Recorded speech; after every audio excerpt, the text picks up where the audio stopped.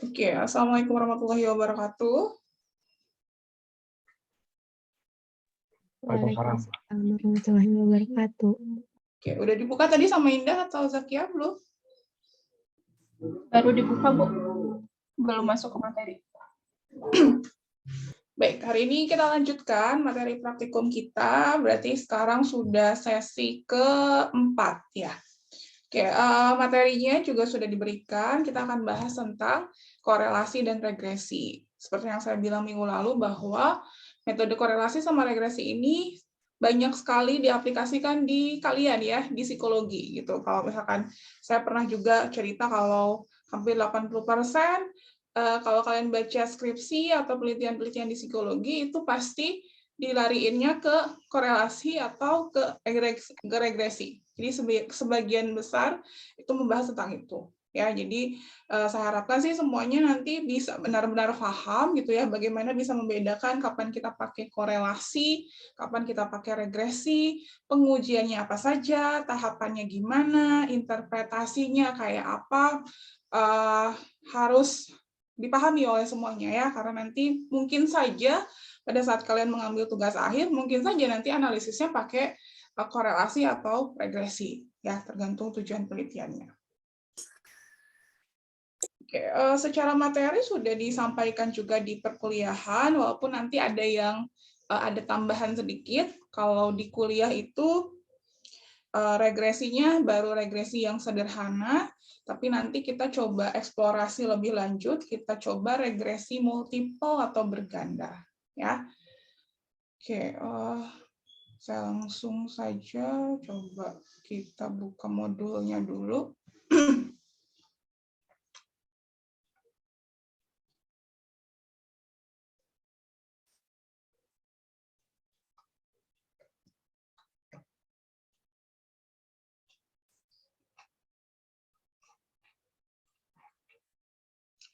Oke, analisis korelasi ya. Ada yang masih ingat nggak? Analisis korelasi itu membahas tentang apa? Ada yang masih ingat? Apa yang membedakan korelasi dengan regresi?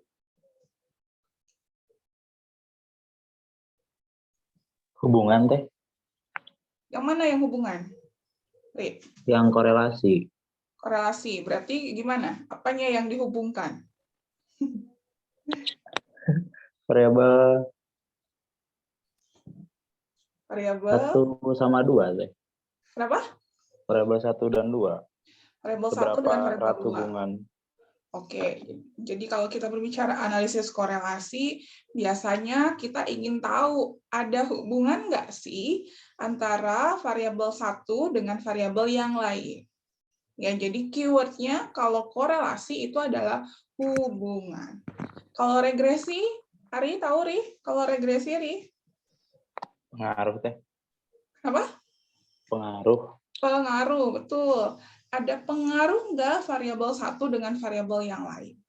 Oke, sekarang bedanya hubungan dengan pengaruh apa ya maknanya? Coba. Apa yang membedakan hubungan, kata-kata tadi hubungan dengan pengaruh?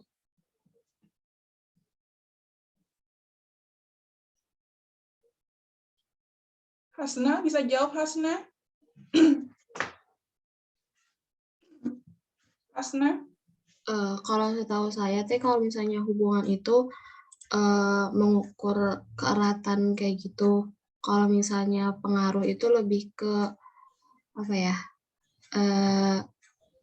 Fungsi sebab akibat kayak gitu. Oke. Kalau tadi hubungan berarti selain tadi kita mencari tahu ada hubungan atau tidak antara variabel-variabel itu, biasanya endingnya juga kalau dia ada hubungan, seberapa erat hubungannya, gitu ya. Biasanya dua pertanyaan itu yang pengen kita cari tahu. Tapi kalau pengaruh, tadi Hasna bilang ada hubungan sebab akibat, berarti kalau ada hubungan sebab akibat, ada variabel yang menjadi penyebab, ada variabel yang menjadi akibat. Ya, kalau korelasi itu tidak mengenal hubungan sebab akibat. Jadi dua-duanya sejajar. tidak ada yang menyebabkan, tidak ada yang disebabkan. Kalau pengaruh itu nggak bisa kita sejajarkan karena tadi ada variabel yang dia tugasnya menjadi penyebab, ada variabel yang tugasnya menjadi akibat. Itu yang kita sebut ada variabel bebas, ada variabel respon. Atau ada variabel bebas, ada variabel terikat. Biasanya seperti itu istilahnya ya. Sederhananya adalah ada yang menjadi variabel sebab, ada yang menjadi variabel akibat. Kalau kalian bingung menentukan mana yang menyebabkan mana, cek dulu variabelnya. Nanti tinggal dievaluasi. Kalau dia menjadi penyebab, berarti itu menjadi variabel bebasnya. Ya. Kalau dia menjadi akibat, berarti itu menjadi variabel tak bebas atau variabel respon. Ya, jadi harus bisa membedakan dulu nanti kalau misalkan dapat analisis gitu ya, atau tujuan penelitiannya apa? Mau mencari hubungankah? Mau mencari pengaruhkah? Karena itu dua analisis yang berbeda kalau dari sisi statistiknya. Ya, biasanya analisis korelasi ini menjadi semacam awal mula kita akan pakai analisis regresi gitu. Jadi diagnosa awal sebenarnya kita bisa identifikasi apakah dua variabel itu berpengaruh atau tidak. Biasanya kita coba analisis dulu pakai analisis korelasi. Kalau korelasinya kuat atau terdapat korelasi dan tadi keeratan hubungannya itu adalah kuat, itu bisa menjadi salah satu indikasi bahwa mereka itu saling mempengaruhi atau tadi ada yang menjadi sebab, ada yang menjadi akibat. Ya, walaupun di analisis korelasi tadi saya bilang kedudukan variabelnya dia sejajar, nggak ada yang jadi sebab, nggak ada yang jadi akibat. Terus bagaimana kita tahu bahwa variabel itu menjadi sebab, variabel itu menjadi akibat? Itu balik lagi ke konsep teorinya seperti apa. Ya, jadi statistik nggak akan bisa bekerja sendiri tanpa kalian juga paham secara konsep teorinya seperti apa.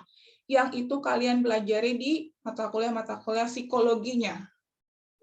Ya, jadi gimana mengaitkan antara variabel-variabel itu, lalu nanti dianalisisnya pakai analisis statistik, yang mana tadi analisis statistik nggak bisa berdiri sendiri tanpa kalian punya background knowledge-nya tentang variabel-variabel itu.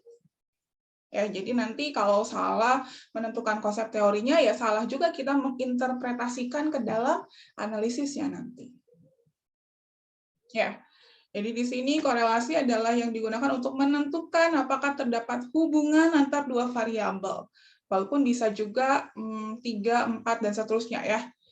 Dan menentukan seberapa kuat hubungan tersebut. Nah, korelasi pun nanti akan kita bagi seperti yang kemarin-kemarin.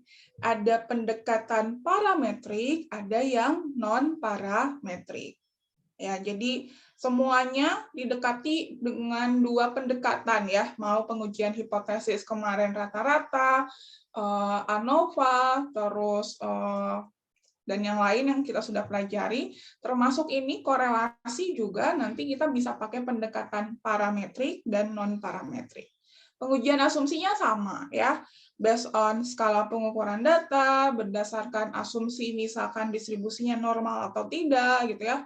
Kalau dia tidak terpenuhi berarti nanti kita pakai non-parametrik dan seterusnya. Jadi konsep-konsep yang kemarin kita sudah bahas itu harus dipahami lagi ya, karena akan menyangkut ke analisis-analisis yang lain nanti. Oke. Nah, ketika kita menganalisis data atau yang pendekatannya parametrik, teman-teman akan kenal atau sudah tahu juga ada korelasi Pearson ya. Mungkin kemarin dibahas ya kita pada saat kuliah. Ada korelasi Pearson. Ini pakai pendekatan yang parametrik. Kalau non-parametriknya, kemarin kita udah belajar ada korelasi Spearman. Ada korelasi Tau-Kendall. Ya, udah dibahas secara rumusnya, manualnya juga kalian udah bisa ngitung. Nah, Pearson itu pendekatan dan parametrik, lalu Spearman sama Tau-Kendall itu pendekatannya yang non-parametrik. Oke, selanjutnya, kalau kemarin kita bahas tentang rata-rata, simbol rata-rata apa? Ada yang masih ingat? Simbol untuk kita tuliskan kemarin, apakah terdapat perbedaan rata-rata di antara dua kelompok, misalkan. Di H0-nya yang kita tuliskan apa? Simbolnya. Mu teh. Mu, betul. Nah, sekarang karena kita berbicara korelasi, maka bukan lagi mu nanti yang harus kalian tuliskan. Udah tahu kalau korelasi simbolnya apa? Kalau korelasi? Nih, koefisien korelasi. Simbolnya apa?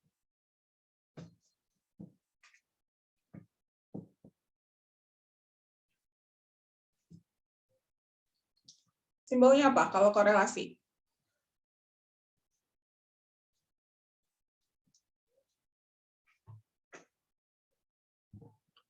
Rho bukan teh. Apa Nabila? Rho. Rho, betul. Rho itu berlaku buat siapa? Buat populasi atau buat sampel? Mbak. Kalau kemarin di populasi, ini sampel ya. Kalau berbicara tentang rata-rata, kemarin kalau di populasi, simbolnya adalah mu, kalau di sininya adalah X bar. Kalau sekarang kita berbicara tentang korelasi, tadi Nabila bilang, Rho itu punyanya siapa? Punyanya populasi atau punyanya sampel?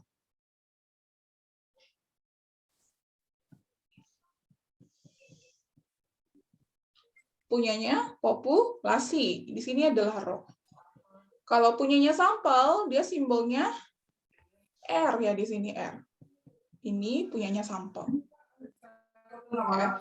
Jadi kalau nanti kita akan melakukan pengujian hipotesis, ada H0, ada H1, yang kita tuliskan itu adalah Rho. Ya, bukan lagi mu, tapi Rho. Misalkan Rho sama dengan 0, Rho tidak sama dengan 0. Misal, ini berarti kita menguji ada hubungan atau tidak di antara variabel-variabel itu. Ya. Lalu tadi, setelah kita tahu apakah ada hubungan atau tidak, maka yang bisa kita lihat juga adalah seberapa erat hubungannya antara variabel-variabel tersebut. Ya.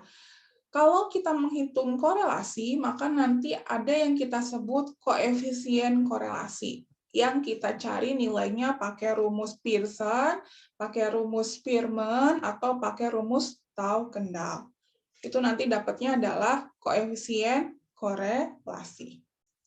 Nilainya nanti berapa? Ya, nanti kalian akan dapat nilai korelasinya itu antara -1 sampai dengan 1. Ya, walaupun sebenarnya kalau nilai korelasi itu adalah dari 0 sampai dengan 1. Ya, ini sama dengan. Tapi bisa positif, bisa negatif. Apa maknanya kalau positif dan negatif? Coba, kalau korelasinya positif, berarti maknanya apa?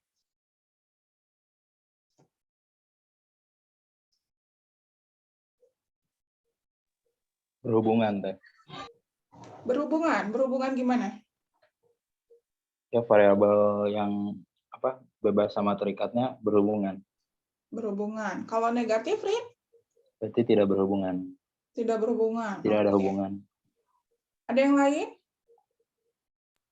Kalau positif korelasi sempurna.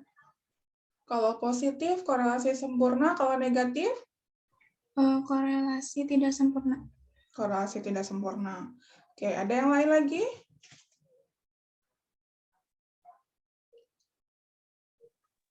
Kalau Vinaya? positif hubungannya kuat teh antar Hubungannya variabel. kuat. Kalau negatif? Lemah. Lemah. Oke.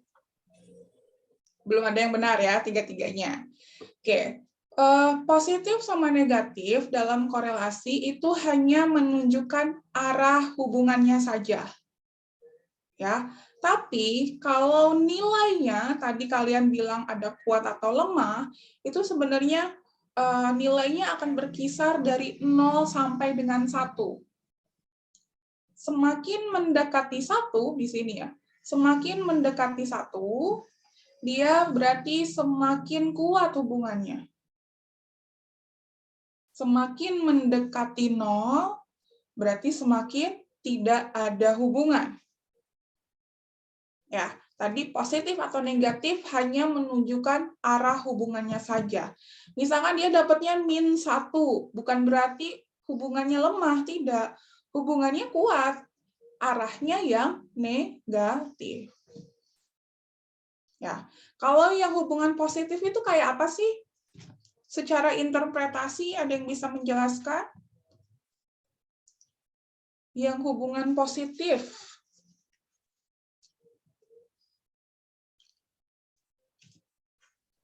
Izin teh yang ini bukan teh semakin tinggi variabel 1, berarti variabel 2-nya juga semakin tinggi. Betul. Semakin besar variabel 1, maka semakin besar juga variabel yang lain, atau variabel 2. Contohnya apa? Anissa bisa kasih contoh, Nis? Misalnya tingkat kecemasan, misalnya semakin tinggi tingkat kecemasan, berarti misalnya nilai matematikanya juga misalnya semakin tinggi tingkat kecemasan, berarti nggak bisa, kayaknya bisanya negatif. Kalau yang barusan apa kamu yang mau bilang? Semakin tinggi kecemasan berarti semakin rendah nilainya. Nah, itu kayaknya contoh ke yang arah negatif, korelasinya. tuh. Kalau yang positif kira-kira apa? Motivasi misalkan. Semakin besar motivasi seseorang berarti semakin apa? Biasanya kalau motivasi kita kaitkan dengan apa? Prestasi belajar. Prestasi belajar, betul. Semakin besar motivasi belajar seseorang, maka semakin besar juga prestasi belajar seseorang itu. Semakin kecil motivasi belajarnya, semakin rendah juga prestasi belajarnya. Ya, itu secara teorinya seperti itu. Nah, itu yang menandakan bahwa korelasinya atau hubungannya adalah positif.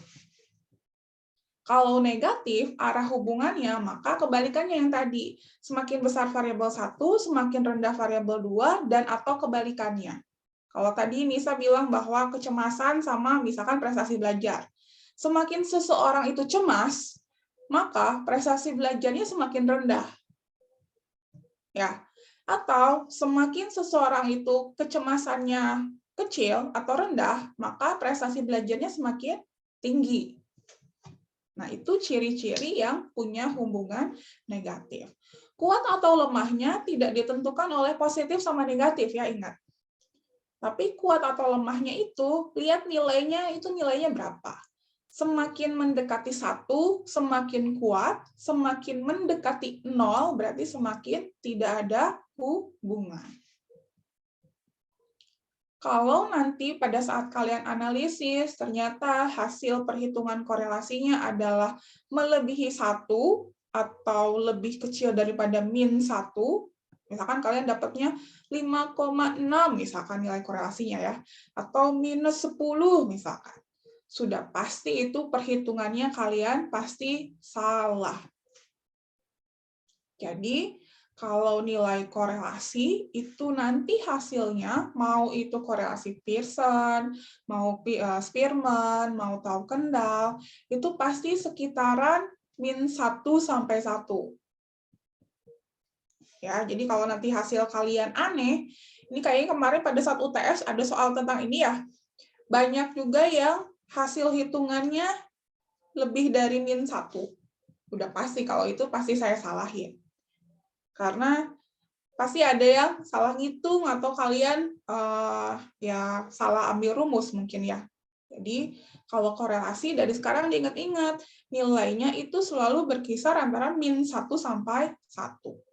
Positif atau negatif hanya menentukan arah hubungannya saja, bukan menentukan kuat atau lemahnya.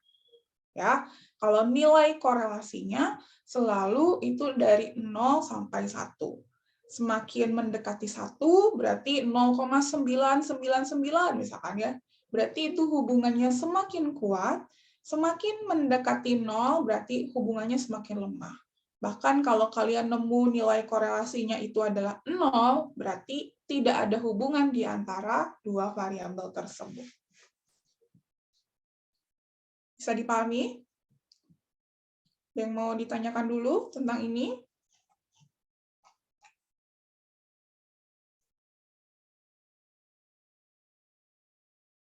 Nah, ini ya, asumsi utama ketika kita mau mencari korelasi itu adalah distribusinya normal, lalu dia hubungannya linear. Dan masih ingat bagaimana kita mengecek apakah datanya berdistribusi normal atau tidak? Pakai uji apa?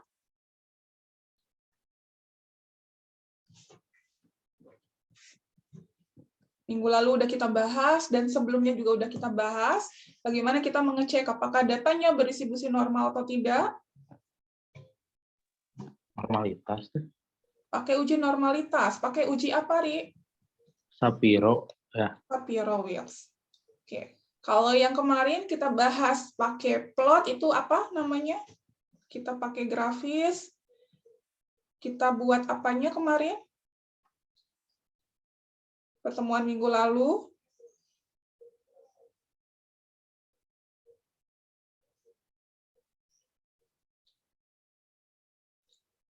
Ada yang Kiki ingat? plot teh. Kiki plot, betul. Ya, jadi untuk mengecek apakah datanya berdistribusi normal atau tidak, tadi kita udah pelajari ada dua cara ya. Ada pakai pengujian hipotesis, pakai uji Shapiro-Wills, atau pakai grafis. Kita bikin Kiki plotnya. Ya, kalau dia normal, maka nanti dan datanya skalanya interval atau rasio, kita bisa menghitung pakai korelasi Pearson. Kalau dia tidak normal atau skalanya rendah, maka nanti kita bisa hitung pakai Spearman atau Tau Kendall. Ya, itu tentang teori mengenai korelasi. Saya review sedikit. Oke, sekarang kita coba buka datanya. Ada jump height correlation, buka filenya.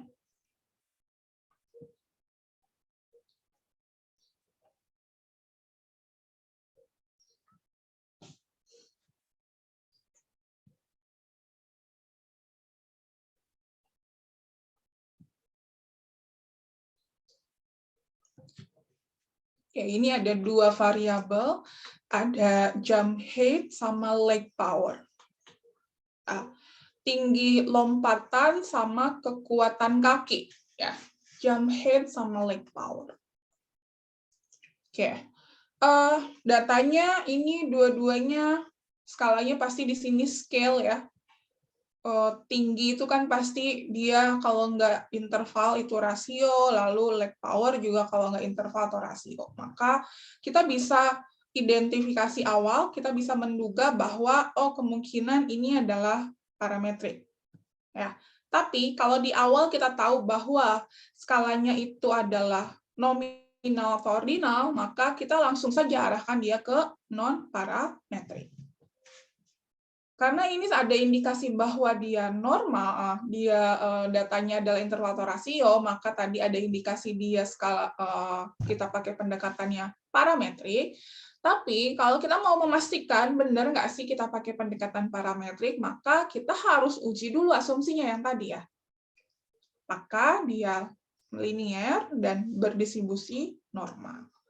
Kalian bisa masuk ke regression, lalu masuk ke correlation di sini. Masukin variabelnya dua-duanya ke variabel. Di sini ada 3 pilihan jenis korelasi yang bisa kita pilih. Ada Pearson, ada Spearman, ada Tau Kendall. Maka tadi sebelum kita memilih ini, kita harus tahu dulu alasannya ya. Kalau Pearson itu bisa kita pakai kalau dia pakai parametrik, Spearman atau Tau Kendall itu pendekatan yang non parametrik. Ya, oke, ini kita simpan dulu. Lalu di bawah ini ada assumption check. Kalian cek dulu assumption-nya, asumsinya. Nah, di sini ada dua, multivariate normality sama pairwise normality. Sebenarnya sama saja kalau ini kasusnya dua ya. Ada dua variabel maksudnya. Nah, ini pakai pengujian hipotesis. Misalkan saya pakai yang ini, pairwise normality aja. Karena cuma ada dua variabel. Oke, hasilnya seperti ini. Normal atau tidak? Saya langsung aja sekarang tanya ya. Kalian harus sudah hafal. P-value-nya kurang dari 0,001. Normal atau tidak?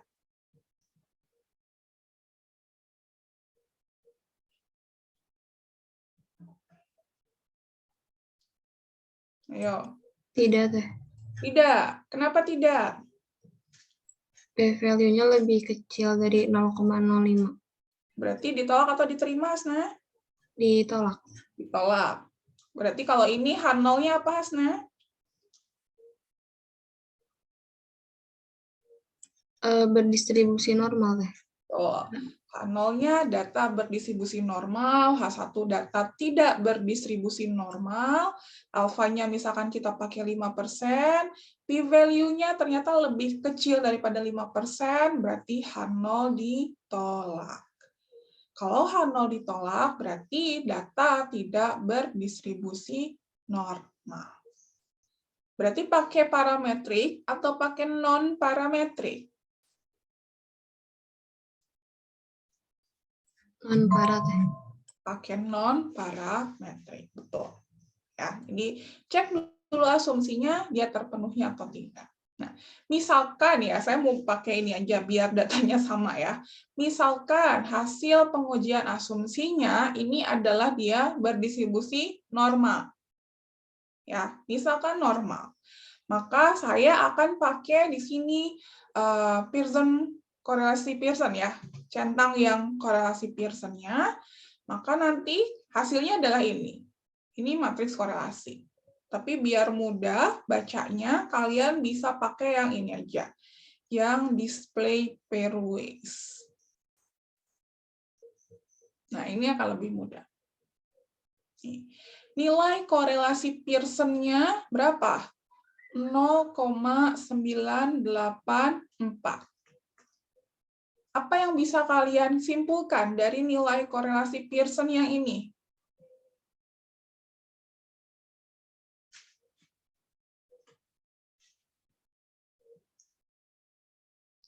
Arah hubungannya positif atau negatif?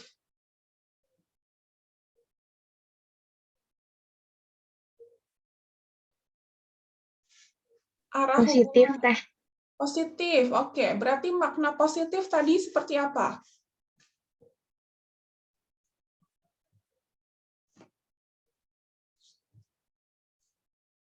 Kalau positif, gimana cara interpretasikan dari data ini?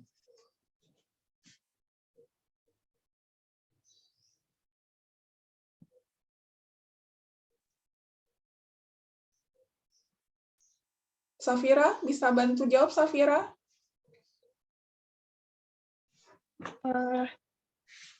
Berarti kalau jump height-nya itu, kalau jump height-nya tinggi, berarti lag power-nya juga tinggi. Betul. Semakin tinggi lompatan seseorang, berarti semakin besar juga kekuatan kakinya. Ya, maknanya seperti itu kan? Atau tadi, semakin besar kekuatan kakinya, leg power-nya, berarti semakin tinggi juga lompatan orang itu. Itu makna dari tandanya ya, dari arah hubungannya positif. Sekarang di sini nilainya, nilai korelasinya 0,984. Kira-kira kuat atau lemah ya?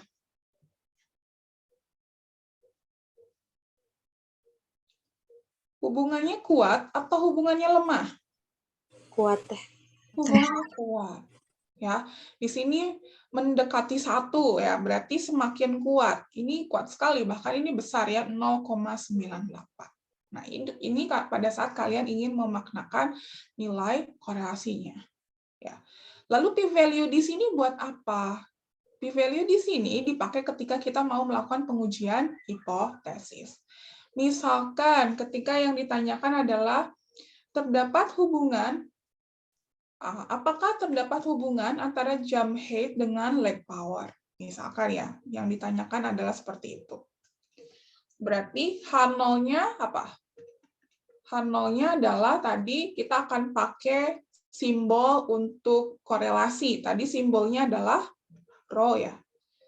Rho sama dengan 0. Tadi kalau nilai korelasinya 0 itu berarti apa maknanya? Nilai korelasinya sama dengan 0 berarti tadi maknanya apa? Tidak ada korelasi. Tidak ada korelasi atau tidak ada hubungan di antara jump height dengan leg power. H1-nya, misalkan tadi ya, saya cuma mau bilang ada hubungan atau tidak, berarti di sini rho-nya tidak sama dengan 0. Sehingga kalau saya mau melakukan pengujian hipotesis seperti itu, di sini jangan lupa ada alternatif hipotesisnya juga ya. Ada correlated positively, ada correlated negatively. Kalau yang ini, yang bentuknya seperti ini, atau kemarin-kemarin kita bahas ada pengujian hipotesis dua arah, satu arah pihak kanan, satu arah pihak kiri, ya. Ini juga berlaku pada saat kita melakukan pengujian hipotesis korelasi. Kalau ini tidak sama dengan, berarti yang mana yang kita pilih? Correlated, yang positively, atau yang negatively?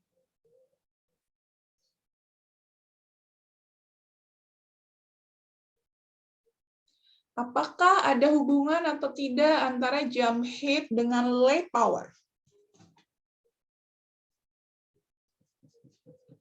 Yang correlated positively, atau correlated negatively?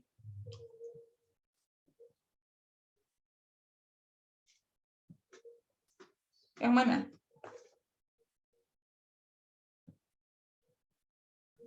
Dua arah, satu arah pihak kanan atau satu arah pihak kiri? Yang negatif itu. Dua arah. Ayo. Kalau tadi yang ditanyakan adalah ada hubungan atau tidak, itu dimintanya hubungannya spesifik nggak? Enggak ya, enggak spesifik. Kalau ditanya ada hubungan atau tidak ada hubungan, berarti itu sama dengan pada saat kalian ditanya ada perbedaan atau tidak ada perbedaan. Ya, berarti kita pilih yang dua arah, yang correlated saja. Terserah mau hubungannya positif atau mau hubungannya negatif. Berarti ini H1-nya adalah tidak sama dengan. Dan yang harus kalian pilih adalah yang atas. Ya.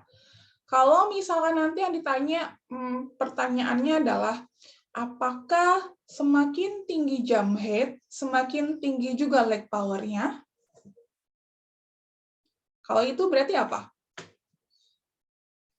Apakah semakin tinggi jump height-nya, semakin besar leg power-nya?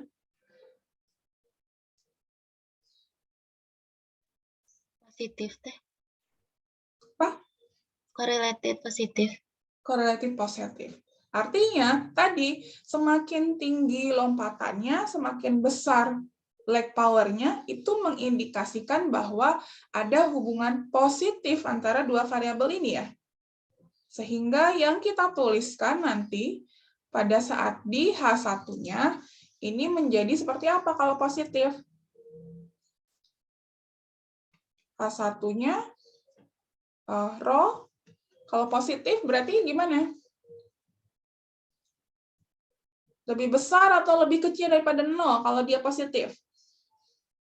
Lebih besar. Lebih besar. Berarti H1-nya lebih besar daripada 0. Kalau dia negatif, ada hubungan negatif, berarti rho kurang dari 0. Alias yang bawah, yang negatively. Ya. Menuliskannya di sini, tergantung hipotesis satunya.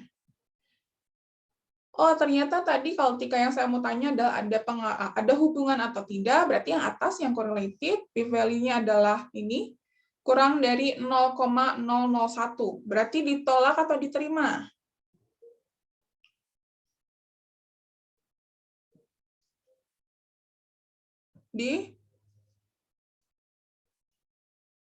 Ditolak atau diterima?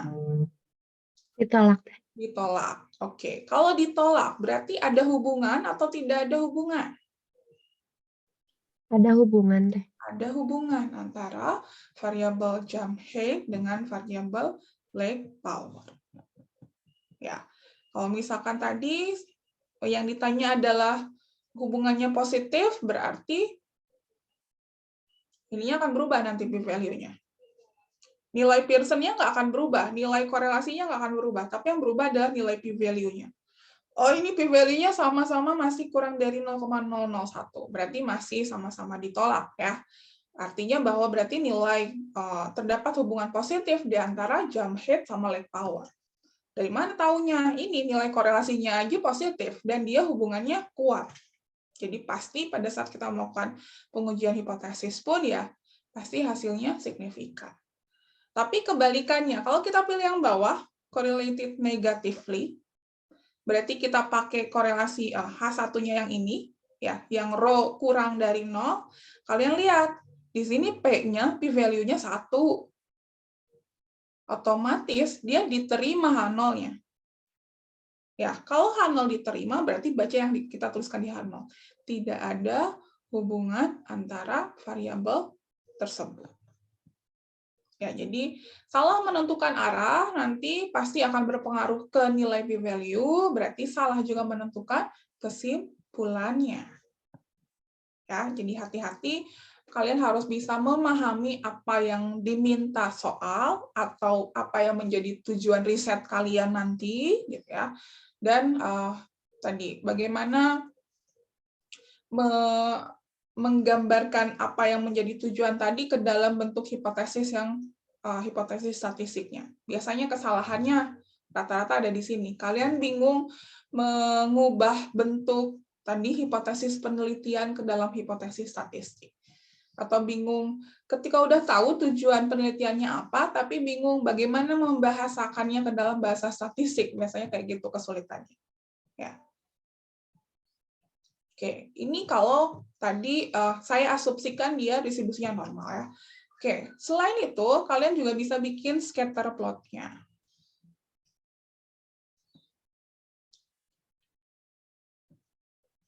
Oke, sebenarnya scatter plot kita bisa bikin di awal. Scatter plot ini sebagai media untuk kita mengidentifikasi apakah dia ada hubungan atau tidak ada hubungan. Kalau kalian perhatikan di sini, ini mirip seperti kemarin Kiki plot ya. Mirip kan, plotnya kayak gini kan, scatter plot juga sebenarnya Kiki plot itu. Cuman yang variabel yang diplotkannya yang berbeda. Kalau ini variabel yang diplotkannya ya variabel awalnya, ada jump height sama leg power. Kalau kalian perhatikan polanya, ini kan naik ya. Si sebaran datanya itu naik. Nah, ketika sebaran datanya naik, ini mengindikasikan bahwa hubungannya adalah positif. Artinya apa? Semakin besar jump height-nya, semakin tinggi jump height-nya, semakin besar juga leg power-nya, karena dia naik kan. Jadi ini sebagai identifikasi awal kita gitu ya, sinyal sebenarnya. Kalau gambarnya kayak gini, kita bisa pastikan bahwa hubungannya positif nih arahnya. Walaupun belum tahu nilainya berapa ya, tapi kita lihat dari arahnya dulu. Ini arahnya pasti positif. Karena semakin besar jump height-nya, semakin besar juga leg power-nya.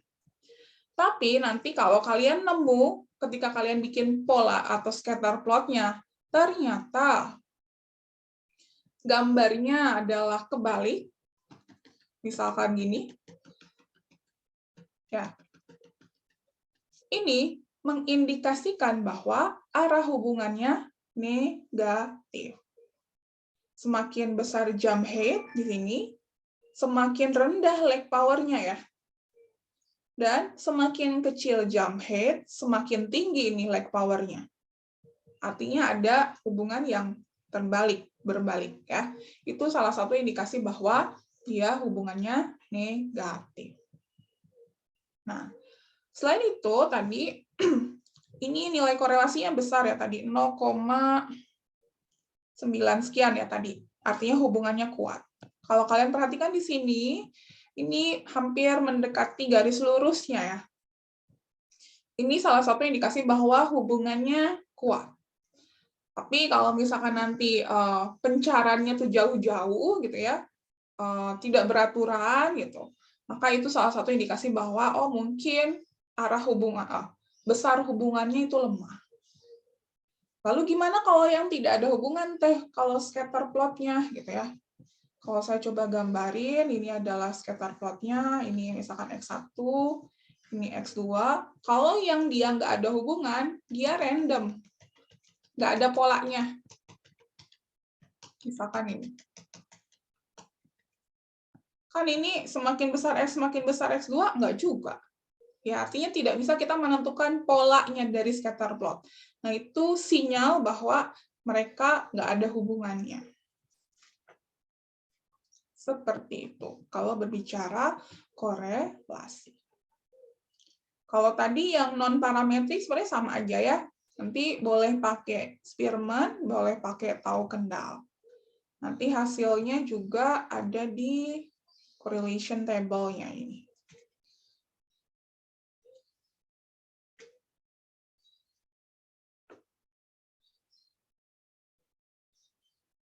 Oke, sambil nunggu ada yang mau ditanyakan dulu? Terkait korelasi. Jadi sebenarnya simple, kalau kita berbicara korelasi, tinggal kalian harus bisa menentukan ini jenis korelasinya apa yang mau kita pakai. Tadi parametrik atau non-parametrik, kalau parametrik bisa pakai Pearson, kalau non-parametrik kita bisa pakai Spearman atau tahu kendal. Lalu kalian interpretasikan dari sisi arah hubungannya, ya. Lalu interpretasikan juga dari sisi nilainya, seberapa erat hubungannya. Ya. Nah, ini kalau Spearman, lalu ini kalau tahu kendal. Ya, nanti sama saja cara bacanya seperti tadi. Oke, silakan. Ada yang mau ditanyakan terkait korelasi?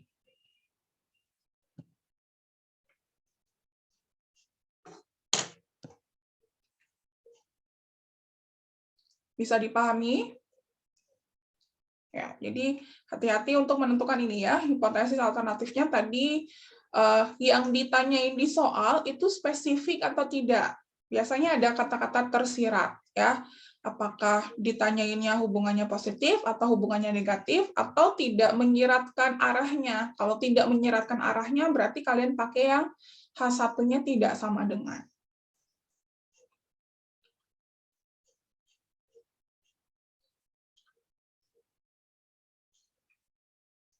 Nah, kalau yang non-parametrik bisa pakai Spearman atau tahu kendal. Kalau Spearman biasanya dipakai ketika datanya adalah ordinal, skalanya ya. Kalau tahu kendal biasanya dipakai pada saat sampelnya itu ukuran sampelnya kecil atau banyak angka yang sama atau angka kembar. Itu kalau kita pakai pemilihan kapan pakai tahu kendal, kapan pakai Spearman.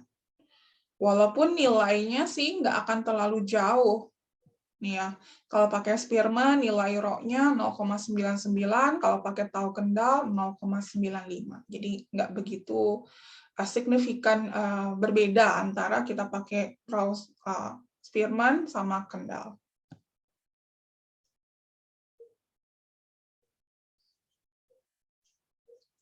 Caranya sama seperti tadi ya. Nanti, nah contoh ini nih.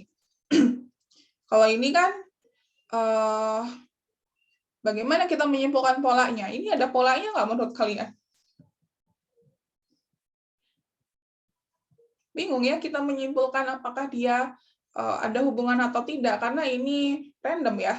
Kalau nggak ada garis ini, mungkin kita bisa menyimpulkan bahwa sepertinya sih tidak ada hubungan antara creativity sama position, karena polanya nggak ada polanya, bahkan ya si sebaran datanya tidak berpola seperti yang kalau tadi kan sebarannya ini naik ya, kita sangat yakin bahwa ini arah hubungannya positif.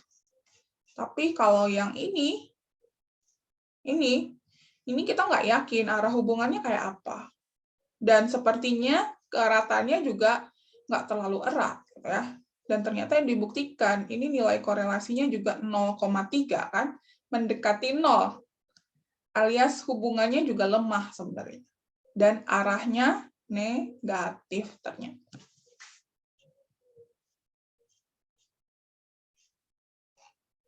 Kalau ini sangat jelas bahwa positif antara trend death sama rainfall, terus marriage rate dengan honeybees, ya nanti kalian bisa baca sendiri. Baik, itu tentang korelasi. Silakan ada pertanyaan dulu tentang korelasi. Kalau di kuliah,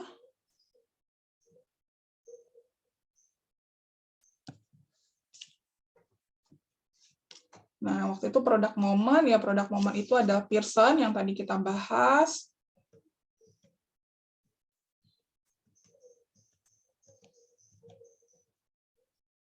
Ini yang tadi kita bahas nih. Kalau kalian ngitung rumusnya sebenarnya sepanjang ini. Ya, waktu itu di kuliahnya kalian ngitung N kali sigma XY dikurangi sigma S kali sigma Y bla bla bla. Sekarang nilai R ini itu adalah nilai yang ini nih. Nilai yang tadi 0,9 ini. Ya, itu adalah nilai R. Oh, atau ini yang Spearman ya, harusnya yang Pearson. Yang tadi 0,9 berapa tadi?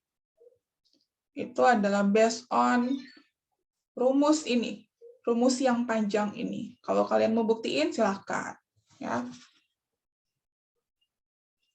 Terus ini aturan korelasi yang tadi saya jelaskan, nilainya min 1 sampai 1, semakin mendekati positif itu berarti arah hubungannya positif, kalau negatif berarti hubungannya terbalik. Nah, ini pengujian hipotesis yang tadi sudah saya bahas juga. Nah, statistik ujinya kalau mau dijabarkan sebenarnya pakai statistik uji T, tapi tadi kita pakai saja nilai p-value. Ya, kalian boleh menyimpulkannya langsung pakai nilai p-value. Jadi tidak usah mencari statistik uji T, lalu tabel juga nggak perlu lagi ya, karena kita pakai p-value. Oke. Ada pertanyaan tentang korelasi?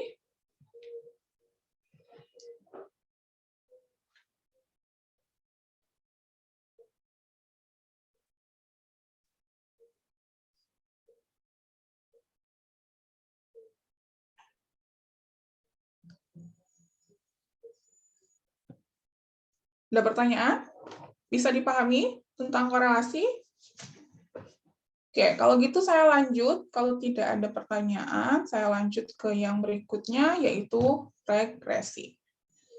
Tadi kalau regresi, keyword-nya adalah pengaruh, bukan lagi hubungan. Ya, di sini keyword-nya adalah pengaruh.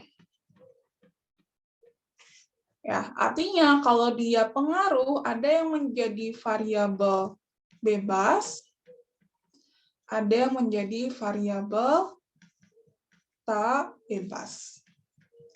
Atau biasanya ada juga yang istilahnya banyak ya ini ya. Ada yang sebut ini adalah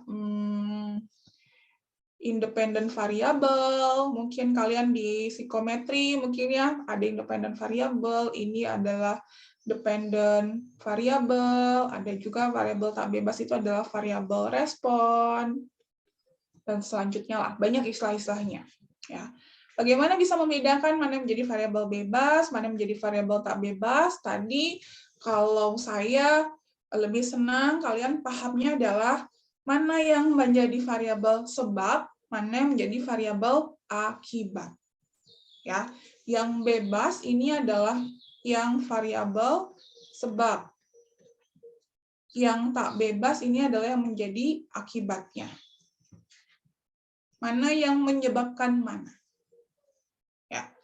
Ketika kita berbicara analisis regresi, maka nanti tujuannya adalah biasanya dipakai untuk memprediksi. Ya. Kalau kita memprediksi, artinya kita akan punya model prediksinya. Gitu. Ini persamaan model prediksinya. Ya. Nah, berbicara tentang model, maka ini nanti saya akan bagi dua. Ada regresi linier sederhana, ada yang linier berganda atau multiple. Ada yang tahu bedanya apa? Bedanya antara regresi linier sederhana dengan regresi linier multiple. Kita lihatnya dari apanya?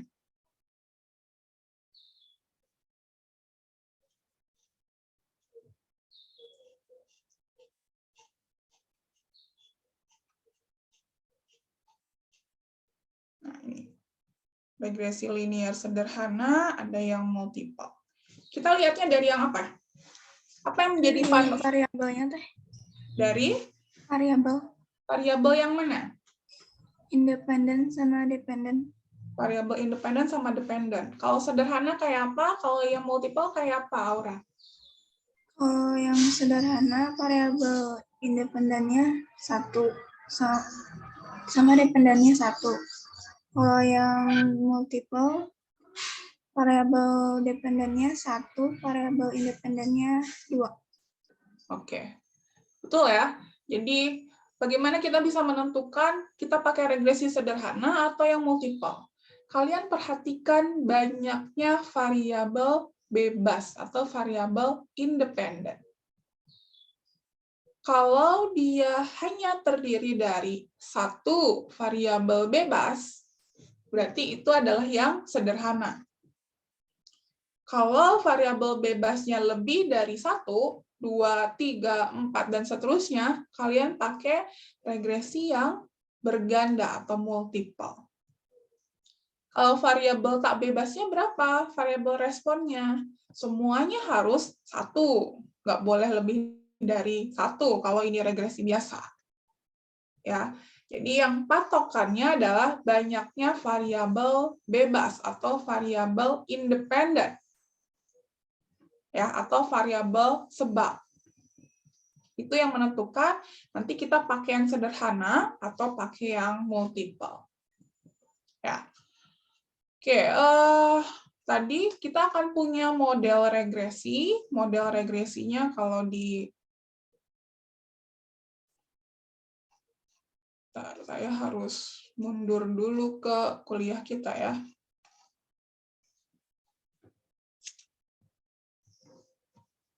Nah, ini adalah model regresi kita, ada buat populasi, ada buat sampel ya seperti biasa.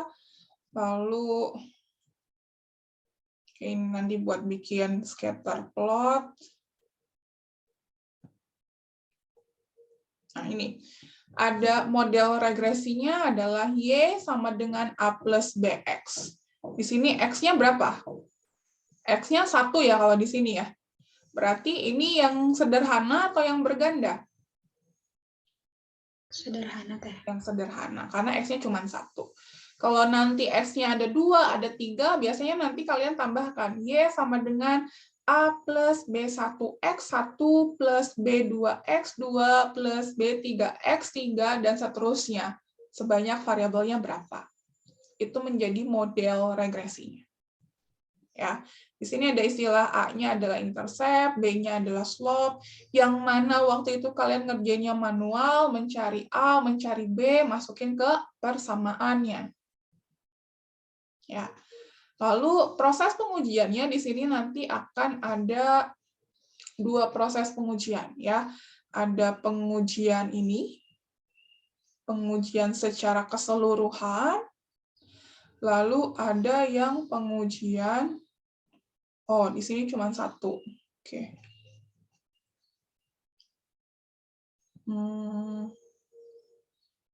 Karena ini sederhana ya, karena ini regresi sederhana yang ada di kuliah waktu kemarin kita bahas, maka pengujiannya hanya yang koefisien saja. Tapi nanti ketika kita berbicara multiple, maka nanti ada 2 pengujian yang akan kita lakukan. Kita bahas yang sederhana saja dulu ya. Kalau di modul, coba buka rugby kick regression, buka data rugby kick regression.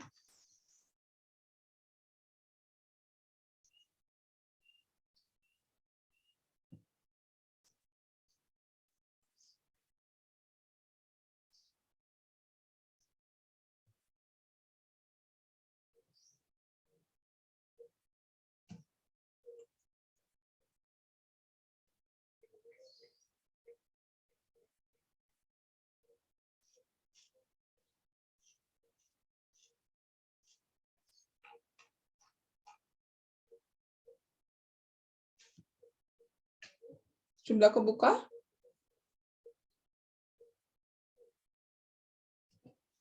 Oke, di situ nanti akan ada banyak variabel ya. Ya saya ya.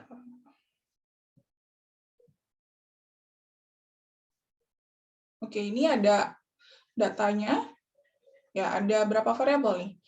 1, 2, 3, 4, 5, 6. Ada 6 variabel. Ya, ada distance, ada air strength, ada apa ini? L strength, air flexibility, right and left kayaknya ya. Flexibility, ada bilateral strength. Nah, kalau kita buka modulnya, yang mau dipakai itu cuma 2 variabel aja. Ada variabel distance, ada variabel strength. Kalau main rugby, lalu diukur, misalkan ini adalah jaraknya, mungkin jarak lemparan, mungkin ya, sama kekuatan. Tadi pada saat kita menentukan kita mau pakai regresi, maka kita harus mengidentifikasi dulu mana yang jadi variabel sebab, mana yang menjadi variabel akibat. Kira-kira berdasarkan common sense kita, variabel distance sama variabel strength, mana yang menyebabkan mana? Distance teh Distance? menyebabkan strength. Apakah jarak menyebabkan kekuatannya? Coba. Ya. Ya. Oke, ada yang berpendapat lain? Misalkan ini kekuatan rugby itu rugby kick regression. Main rugby itu ditendang ya, bukannya dilempar ya. Oke lah, ini kekuatan apa kira-kira? Kekuatan menendang apa kekuatan melempar ya? Yang masuk akal. Ri, kalau rugby, Ri, gimana Ri? Sebagai pemain rugby. Enggak main rugby. Kalau rugby ditendang apa dilempar ya? Setahu saya dilempar ya. Iya, dilempar, setahu saya juga deh. Oh, tapi ini namanya rugby kick regression ya. Oke lah, anggaplah ini kekuatan melempar misalkan ya. Jarak sama kekuatan melempar. Kira-kira mana yang menentukan mana? Tadi Ari bilang jarak yang menentukan kekuatan lemparannya. Betul nggak? Izin teh. Ya. Kalau menurut saya kekuatan mempengaruhi jaraknya. Berarti yang menjadi sebabnya adalah strength-nya, yang jaraknya menjadi akibatnya. Gitu, Nabila? Iya teh. Oke. Secara logika yang mana? Semakin kuat seseorang melempar, semakin jauh dia jarak lemparannya. Seperti itu ya? Bukan dibalik ya? Ketika dia jauh lemparannya itu menentukan kekuatan yang diberikan. Kayaknya enggak ya? Lebih dulu lempar kan dibanding dengan jarak yang muncul. Kalau menurut saya sih lebih masuk akal ketika kekuatan seseorang melempar itu menentukan jarak lemparannya. Ya, sehingga kalau di sini strength ini menjadi variabel sebab atau variabel bebas tadi ya. Lalu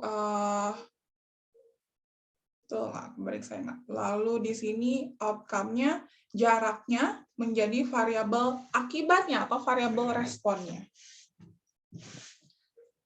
Masuk akal nggak kalau kayak gitu?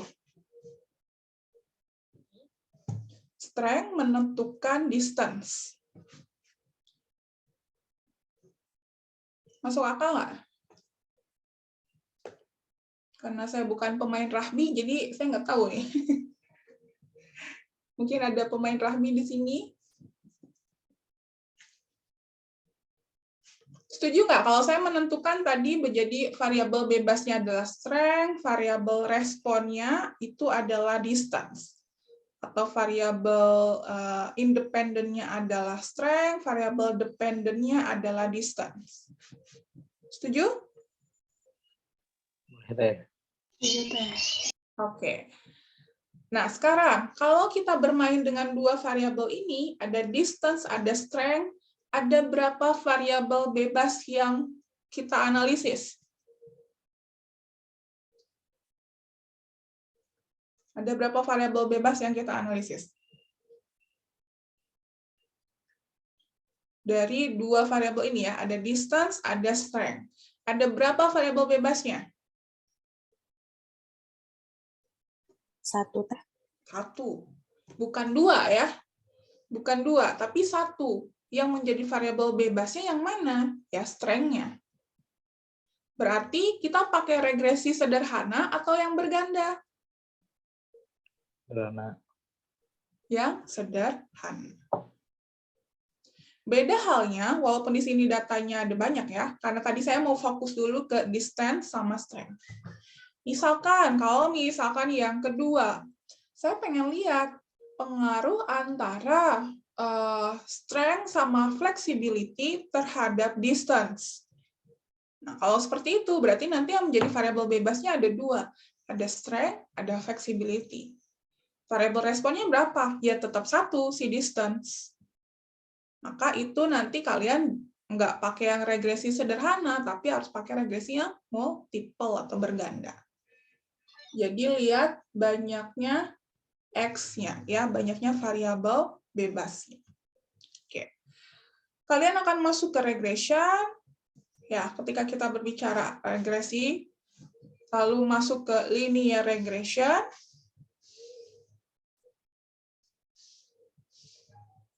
Nah, di sini kalian harus menentukan mana yang menjadi variabel bebas, mana yang menjadi variabel respon. Kalau tadi di korelasi, dua-duanya kita masukin ke dalam satu kolom yang sama ya. Karena tadi nggak ada yang menjadi bebas, nggak ada yang menjadi respon. Dependent variable ini adalah variabel responnya atau variabel akibatnya. Berarti yang mana?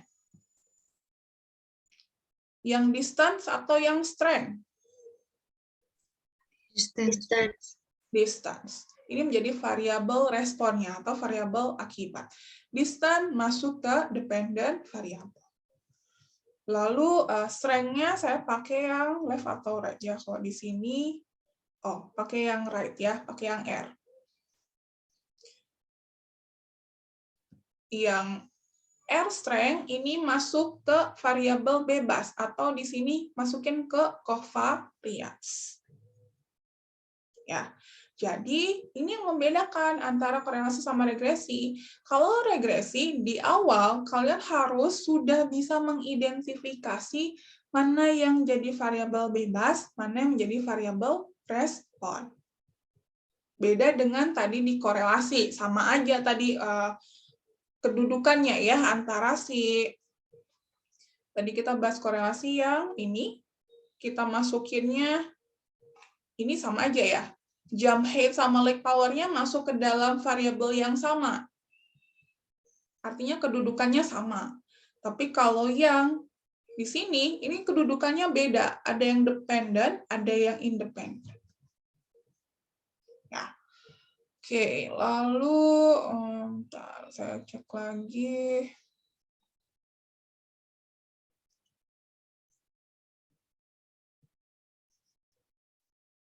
Kayaknya cukup kalau yang sederhana. Oke, di sini muncul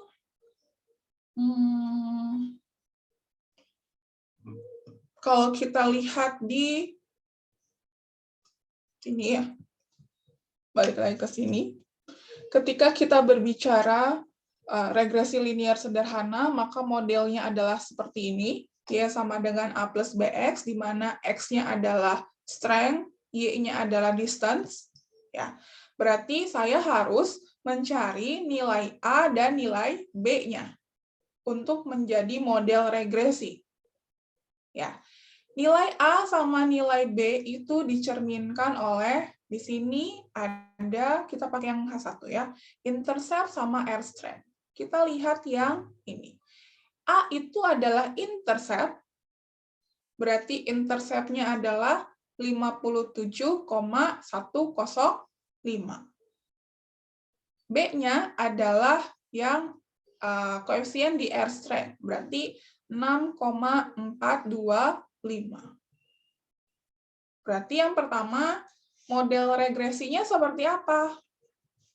Kalau tadi endingnya kita mencari model, ya, Y sama dengan A plus BX. A-nya adalah intercept-nya, berarti berapa? 57,105 plus BX, berarti ditambah B-nya 6,425X.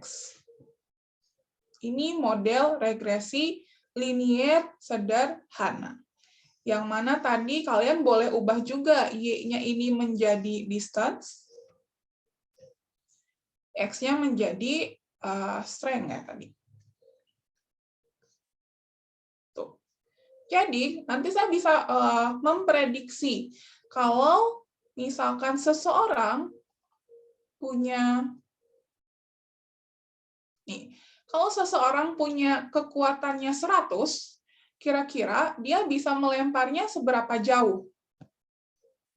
Itu yang kita sebut sebagai prediksi. Kebayang nggak? Kalau memprediksi kan kita ingin mengetahui, memprediksi sesuatu ya. Jadi, kalau misalkan tadi, ini kita udah dapat persamaannya, ya. Kalau ada orang yang baru di luar tadi respondennya, misalkan dia punya strength-nya, kekuatan melemparnya 100 misalkan. Kira-kira jarak lemparannya berapa? Bisa diketahui nggak? Bisa diketahui nggak dari model ini? Kalau X-nya 100, Y-nya berapa? Bisa tahu nggak? Bisa. Tinggal ganti saja di sini X-nya dengan 100. 6,425 dikali 100, nanti ditambahin 57, bla bla bla bla. Dapat Y-nya sekian. Nah, itu yang kita sebut sebagai model prediksi. Ya. Ini yang pertama, ketika kita menginterpretasikan model regresi. Yang kedua, ketika saya mau memprediksi, ya, yang kedua di sini, dari model ini, sebenarnya boleh kita langsung pakai nggak sih? Kayak tadi, misalkan saya mau prediksi ketika X-nya 100, Y-nya sekian. Boleh nggak saya langsung pakai? Jawabannya tidak boleh.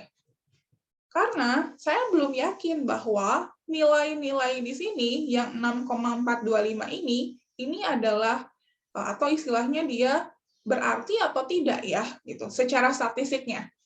Jangan-jangan variabel X-nya malah nggak ada pengaruh ke Y-nya. Gitu. Kalau X-nya nggak ada pengaruh ke Y-nya, berarti berapapun nilai X yang nggak ada kaitannya dengan Y. Ya, artinya kita harus melakukan proses pengujian hipotesis. Apa yang kita uji? Yang kita uji adalah koefisien regresinya di sini. Ya, kalau di saya coba gabungkan antara yang di kuliah sama di situ ya, biar kalian nggak bingung. Nah ini, ada pengujian hipotesis. Signifikan nggak sih koefisien regresi yang kita punya? Gitu ya. Kalau tadi kan udah dalam bentuk nilai ya, ada A, ada B, A-nya 57, sekian, B-nya 6,425. Tapi kalau secara statistik itu sebenarnya signifikan atau tidak? Maka kalian harus melakukan proses pengujian hipotesis dulu. Yang diujikan apa? Yang diujikan adalah koefisien-koefisiennya. Ya, kalau di sini, yang mana yang merupakan koefisien? Itu yang ini nih. Baca yang H1-nya ya. Di sini ada, nah ada nilai T ya. Tadi, statistik ujinya di sini pakai T juga ya. Kalau kalian buka modul yang di kuliah, untuk pengujian signifikansi koefisien regresi dia pakai uji T. Hasilnya di ASP ini juga ada nilai T. Nilai T ini yang sesuai dengan rumus yang tadi. Jadi, kalian lihat pengujian hipotesis di koefisien di sini. Ya. Jadi, H0 beta sama dengan 0, H1-nya adalah beta tidak sama dengan 0. Artinya apa? Kalau beta sama dengan 0 masuk ke persamaan ini, berarti 6,425 itu sama dengan 0, artinya berapapun nilai X itu nggak akan berpengaruh ke Y. Maknanya itu. Ya. Atau kalau tadi istilahnya di sini koefisien regresi tidak berarti kalau di sini ya tadi ya. Koefisien regresi tidak berarti.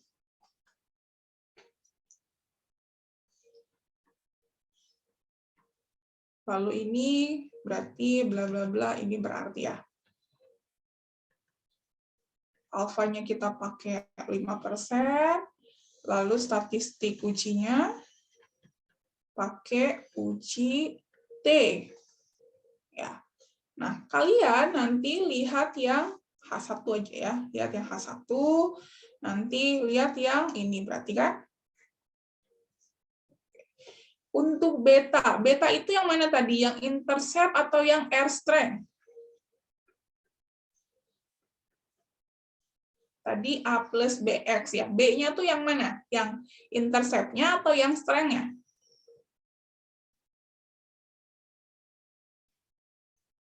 Ya.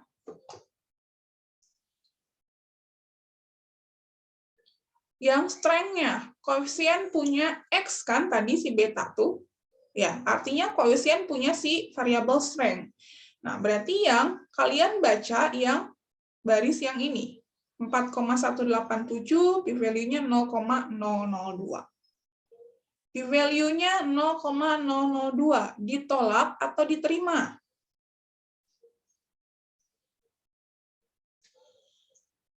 Ditolak atau diterima? Ditolak. Ditolak. Kalau ditolak, koefisien regresinya berarti atau tidak berarti? Berarti Teh. Berarti. Kalau koefisien berarti model ini kita bisa pakai. Ya. Kalau nanti H0-nya diterima, berarti model ini nggak berarti nih. Ya, model ini nggak bisa kita pakai untuk memprediksi tadi data yang baru. Ya. Jadi, itu yang bisa kita lakukan pada saat melihat apakah ada pengaruh atau tidak. Artinya, kalau koefisien ini berarti, variabel strength ini punya pengaruh terhadap distance. Ya, berarti perbedaan variabel strength bisa membedakan tadi variabel distance-nya. Tapi, kalau koefisiennya tidak berarti, alias ini kan sama dengan 0, ya tadi ya, 0 kali berapapun pasti hasilnya 0. Berarti, variabel strength tidak berpengaruh terhadap distance. Nah, biasanya kalau di regresi, tujuan penelitiannya adalah kalian ingin mengetahui apakah ada pengaruh atau tidak antara variabel X ke variabel Y, atau variabel bebas ke variabel respon. Jawabannya itu bisa didapat dari uji T di sini. Ya. Nah, kalau regresi linier sederhana, kalian cukup melakukan pengujian hipotesis dari sini saja, dari koefisien. Ya, ANOVA-nya nggak perlu dilakukan. Tapi kalau regresi linier multiple, dua-duanya kalian harus perhatikan uji ANOVA sama uji koefisien. Sama prinsipnya seperti minggu lalu pada saat kita berbicara membandingkan lebih dari dua kelompok ya. Kita lihat dia dari sisi overall-nya, keseluruhannya, lalu selanjutnya kita lihat dari sisi parsialnya yang kita bikin pasangan-pasangan kelompok itu. Ya, minggu lalu kita udah bahas. Nah, itu pun berlaku pada saat kita nanti pengujian regresi yang multiple. Jadi kita lihat secara keseluruhan, lalu kita lihat secara parsialnya. Yang keseluruhannya pakai ANOVA, yang parsialnya pakai yang koefisien. Tapi karena ini regresi linearnya sederhana, jadi cuma satu X-nya, maka kalian boleh pakai yang pengujian yang koefisiennya saja. Tidak perlu yang ANOVA. Sebenarnya itu saja yang membedakan. Ya. Oke, selanjutnya interpretasi lainnya.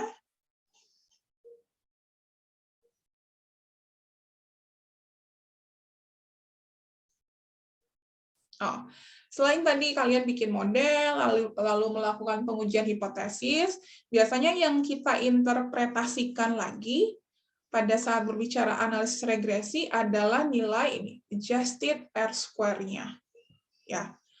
R-square ini adalah bentuk kuadrat dari nilai korelasi sebenarnya. Kalau kalian cari korelasi yang tadi, pakai rumus yang awal, antara strength dengan jarak, ya, lalu kalian kuadratkan hasilnya, ini dapat adjusted R-square, 57,9. Itu tuh maknanya apa? Ya, di sini maknanya adalah, kita bacanya yang ini ya, yang S-square-nya, yang dikuadratkan, 0,614. Artinya 61,4% variasi menunjukkan bahwa kekuatan kaki kanan menyumbang 61,4% variasi dalam jarak tendangan. Artinya tadi karena ada dua variabel strength, kekuatan kaki kanan, dan variabel distance, jarak tendangan, gitu ya. Oh, ini mah menendang, bukan melempar ternyata. Artinya hanya menyumbangkan sekitar 61,4%, bisa menjelaskan variasi dari variabel responnya. Jadi nanti interpretasinya kalian bisa baca saja di modulnya ya, apa-apa saja yang harus kita interpretasikan. Nah, kalau di sini sih, kalau di sini dia jelasin ya variabel atau uji ANOVA-nya. Sebenarnya nggak perlu juga kalau dia regresi linear sederhana ya. Atau pilih salah satu, nggak dua-duanya nggak apa-apa, pilih salah satu. Tapi kalau yang multiple, itu harus dua-duanya kita cek. Oh, di sini juga ada pengujian asumsi. Ya, apakah modelnya itu baik atau tidak? Ya, selain tadi dari sisi pengujian signifikasi parameter itu harus signifikan, lalu nilai S-square-nya itu besar, kita bisa lihat atau cek asumsinya terlebih dahulu ya. Pengecekan asumsinya ini ada di plot. Kalian centang Kiki plot standardized ya. Centang Kiki plot standardized sama residual versus predicted. Kalau pengujian asumsi di sini itu beda dengan yang tadi ya. Beda dengan yang sebelum-sebelumnya kita lakukan. Pengujian asumsinya dipakai untuk kita menentukan apakah kita pakai pendekatan parametrik atau kita pakai pendekatan non-parametrik kan. Ya, yang sebelum-sebelumnya. Nah, kalau pengujian di model regresi atau di analisis regresi itu dipakai untuk menentukan apakah model regresinya itu bagus atau enggak. Model regresi itu yang mana? Model regresi itu yang tadi, yang persamaan ini. Ini yang kita sebut sebagai model regresi. Ya, jadi kalau udah dapat model regresi, jangan langsung dipakai model regresinya, dicek dulu koefisiennya berarti atau enggak, lalu modelnya itu bagus atau tidak, gitu ya, atau cukup menggambarkan si datanya atau tidak. Nah, tadi kalau si pengujian asumsinya bisa kita cek dari tadi ya, residual versus predictive sama Kiki plot standardized. Nah, ini Kiki plot nih. Berarti tadi Kiki plot untuk melihat apa? Asumsi, norma, normalitas lagi ya, ketemu lagi sama si normal. Kiki plot ini normalitas. Kalau yang tadi yang korelasi itu scatter plot. Ya, beda ya. Kalau scatter plot bukan untuk melihat normalitas, tapi mau lihat arah hubungan dari datanya, positif atau negatif. Tapi kalau kita mau ngecek normalitas, maka kita pakainya Kiki plot.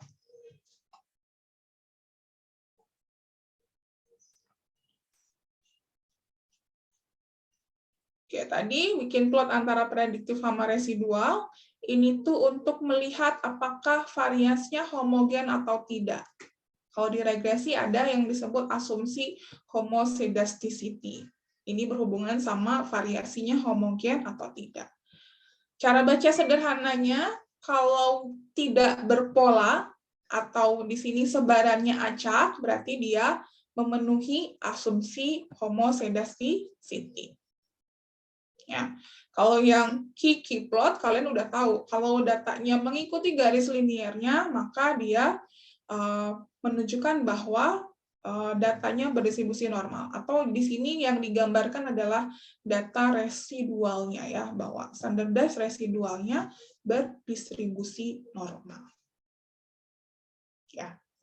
Ini saya jelaskan secara sederhana, karena kalau dibedah ini panjang sekali ya berbicara tentang analisis regresi. Jadi yang saya kasih ke kalian poin-poin utamanya saja. Mungkin pada bingung ya, panjang banget penjelasannya. Ya memang seperti itu. Kalau di statistik belajar analisis regresi ini jadi satu mata kuliah khusus. Ya, bahkan jadi 2 semester, analisis regresi 1, analisis regresi 2. Tapi di 2 semester ini saya harus menjelaskan menjadi satu pertemuan ke kalian. Jadi ya wayahna gitu ya kalau banyak informasi yang harus kalian terima. Tapi saya berusaha menjelaskan sesederhana mungkin. Jadi ini pengujian asumsi yang homoscedastisitas sama yang normalitas. Oke, seperti itu penjelasan untuk regresi sederhana. Ya. Yang multiple sebenarnya mirip sih, sama saja gitu ya dengan yang tadi, hanya nanti akan beda di tadi proses pengujian hipotesisnya. Jadi ada 2 ya. Kalau tadi kan cuma salah satu. Kalau sekarang nanti di regresi yang berganda atau di sini istilahnya majemuk. Ini saya hapus dulu deh. Kalau yang majemuk, ya yang majemuk nanti di sini, nah modelnya jadi banyak ya. Kalau tadi kan cuma Y sama dengan A plus BX.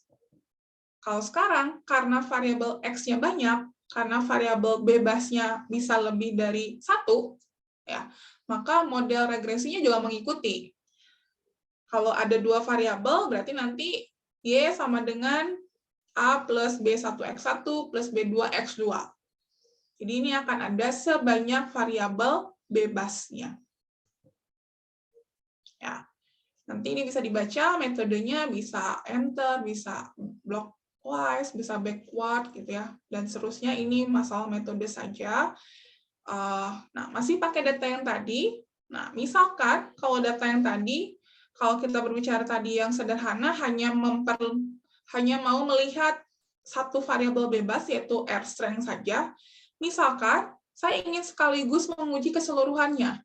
Apakah ada pengaruh antara kekuatan kaki kanan, kekuatan kaki kiri, flexibility kaki kanan, flexibility kaki kiri, dan bilateral strength. Jadi sekaligus saya ingin mengujinya, gitu, nggak satu-satu.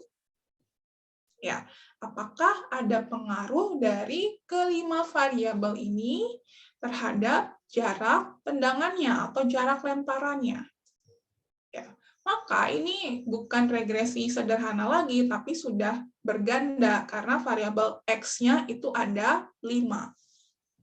Ya, sebenarnya tinggal kalian masukkan saja sih. Caranya sama seperti tadi tahapannya, ya. Regression, lalu linear regression, masukin distance-nya ke variabel dependent atau variabel respon, lalu masukkan variabel yang lain ke variabel covariance. Ya, di sini metodenya kita pakai default-nya saja, itu adalah enter.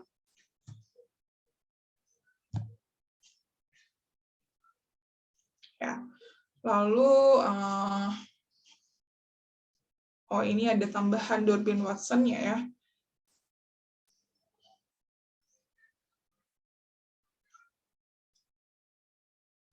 Durbin-Watson itu ada di statistics. Kalian nanti centang Durbin-Watson.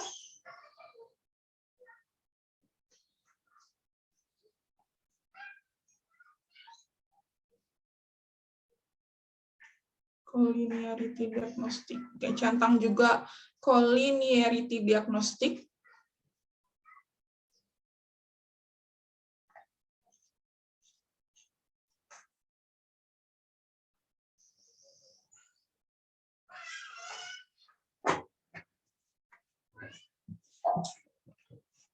Oke, hasilnya kalau kita berbicara model, maka tadi persamaannya kita bisa tuliskan lewat yang ini ya.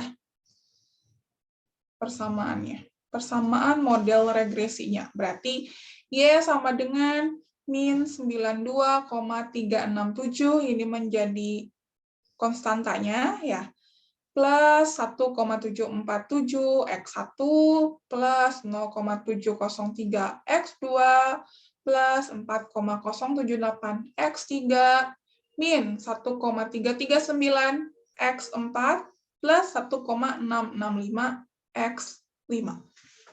Itu model regresi multiple-nya atau regresi majemuknya.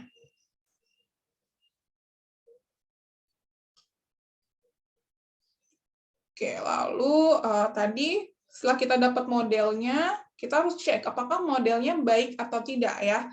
Pakai dua pengujian hipotesis. Ada pengujian overall secara keseluruhan ya, dan pengujian parsial satu-satu. Ya, sama kasusnya seperti yang kemarin tadi saya bilang di pertemuan minggu lalu ya, ketika berbicara variabelnya atau kelompoknya banyak, kan kita lakukan 2 kali pengujian ya. Ada pengujian keseluruhan, lalu ada pengujian uji post hoc-nya, yang parsialnya. Nah, ini juga sama. Ya. Ini yang uji keseluruhan, kita akan pakai ANOVA. Di ANOVA ini adalah H0-nya, terus ini apa ya? Coba kita cek.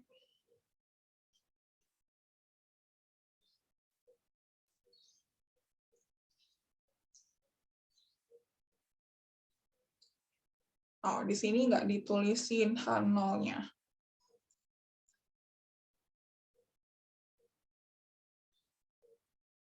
Model tersebut adalah prediktor yang lebih baik secara signifikan dari jarak rata menendang. Biasanya kita tuliskannya adalah beta I sama dengan 0.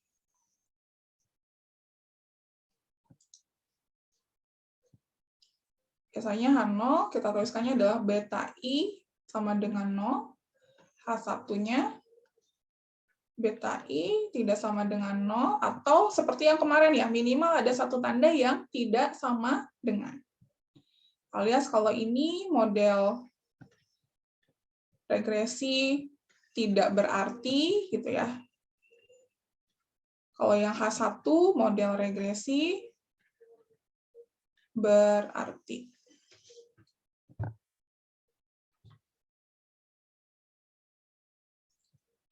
Ini p-value-nya kecil, berarti kita menolak hipotesis 0. Ya, menolak hipotesis 0 berarti model regresinya berarti. Lalu lanjut kita ke ke uji parsialnya. Ya, ke uji statistik T-nya. Yang kita lihat adalah nilai p-value dan nilai T-nya. Sama seperti tadi, H0-nya beta sama dengan 0, H1 beta sama. Nah, ini kalau ini harus ditulisin ya, beta berapa. Kalau yang tadi kan yang uji parsial ini beta I ya, uji overall ini beta I, artinya beta secara keseluruhan. Tapi kalau yang diuji parsialnya, ini kalian harus tuliskan. Misalkan ini R strength itu adalah beta 1,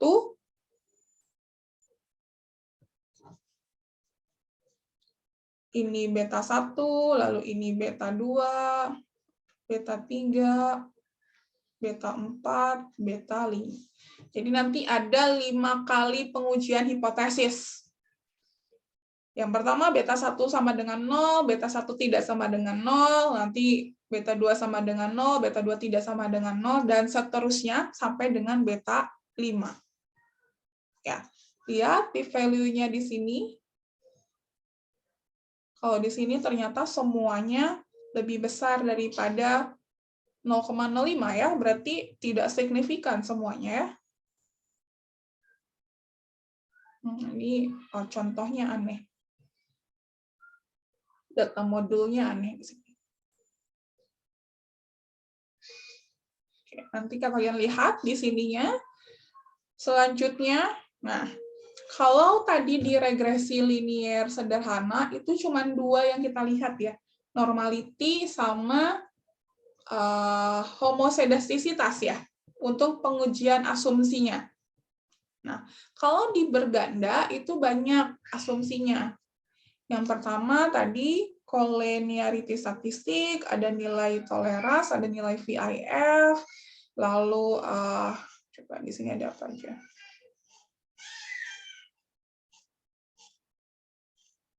Sama residual prediktif, Kiki plot, ada Durbin Watson gitu ya. Oh, udah itu. Nambahnya cuman tadi ada collinearity aja. Dan Durbin Watson. Ya, jadi pada saat kita berbicara regresi multiple, sekali lagi, kita akan menambahkan tadi kalian centang ini, collinearity diagnostik, ya, lalu centang Durbin Watson, itu tambahannya, plus untuk pengujian asumsinya nanti jangan lupa bikin plot antara residual prediktif dan Kiki plot.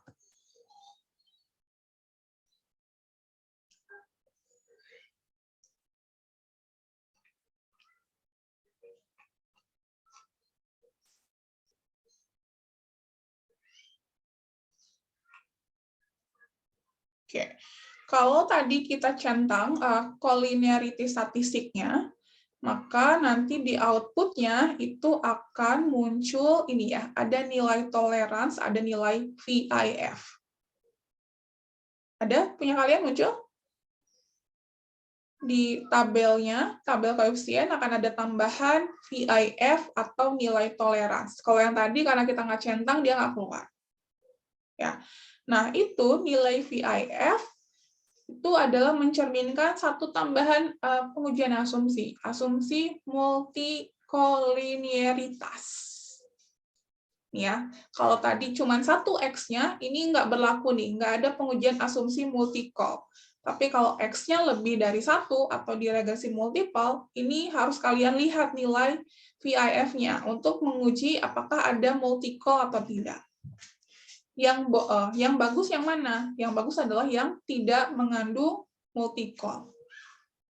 Dari mana kita tahu bahwa dia mengandung multicol? Kalian cek nilai VIF-nya.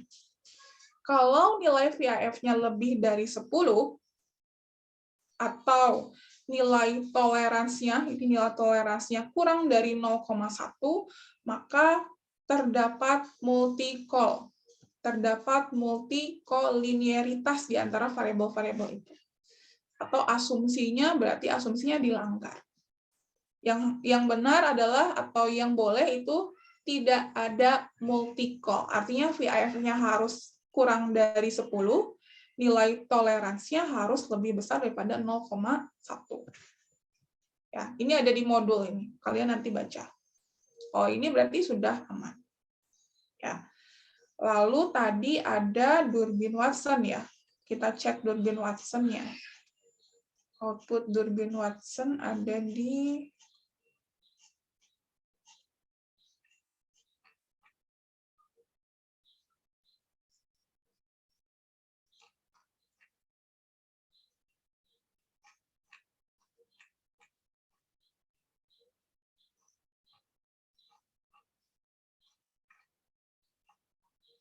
Oke, ini Durbin Watson.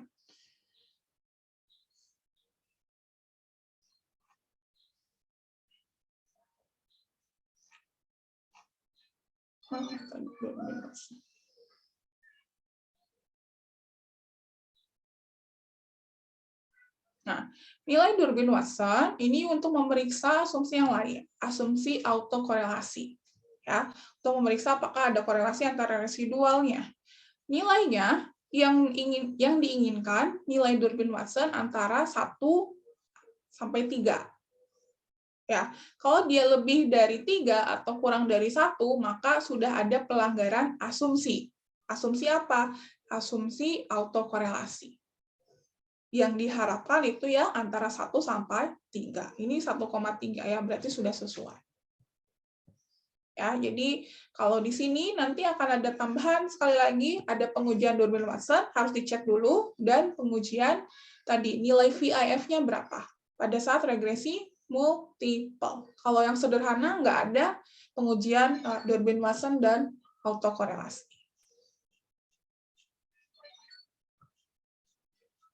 Oke, selanjutnya sama seperti tadi ya, yang ada plot antara ini residual prediktif, ini untuk melihat homogen atau tidak, lalu standardized residual untuk melihat normal atau tidak.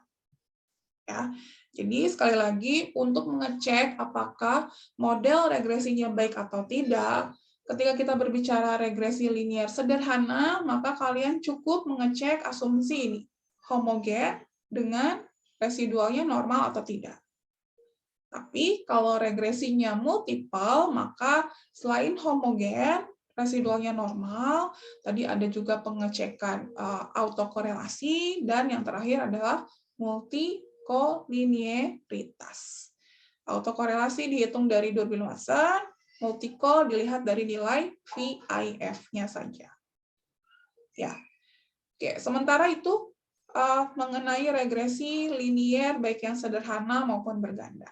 Intinya adalah regresi untuk melihat pengaruh antara variabel bebas ke variabel tak bebas.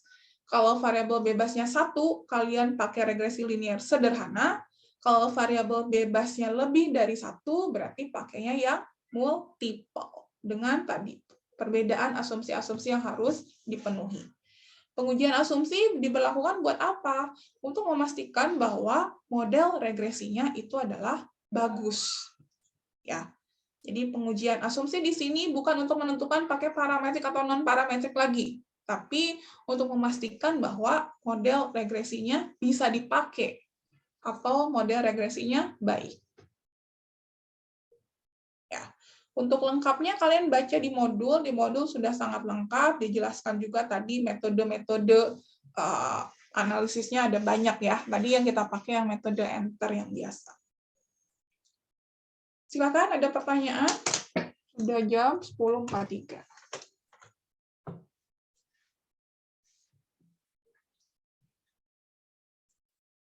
Bisa dipahami materi hari ini? Minggu depan itu pertemuan terakhir ya.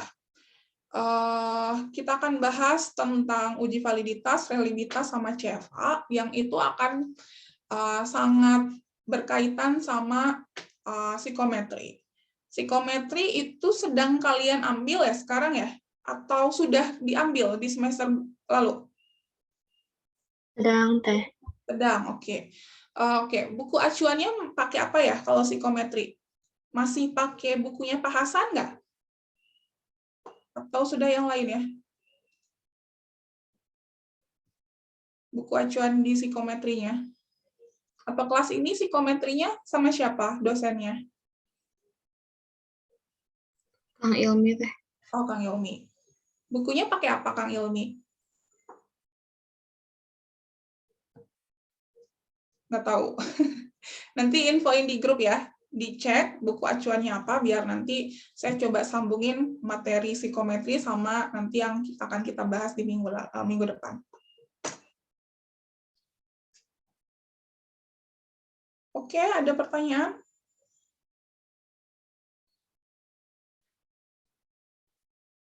Kalau tidak ada, berarti saya bisa akhiri pertemuan hari ini. Nanti silakan kalian kerjakan tugasnya untuk materi korelasi dan materi regresi ya, analisis regresi. Nanti regresinya analisis regresi multiple. Jadi silakan kalian coba apa yang kita praktekkan hari ini.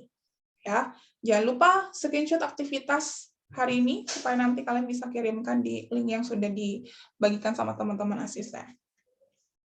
Baik, kalau tidak ada pertanyaan lagi, mudah-mudahan apa yang kita pelajari hari ini bermanfaat untuk kita ke depannya, tentunya khususnya untuk kalian nanti pada saat menyusun skripsi, ya bisa dipahami tentang materi regresi dan korelasi. Saya tutup pertemuan hari ini, kita ketemu lagi minggu depan. Assalamualaikum warahmatullahi wabarakatuh. Waalaikumsalam. Waalaikumsalam warahmatullahi wabarakatuh. Banyak, Teh. Terima kasih, Teh. Kasih, Teh.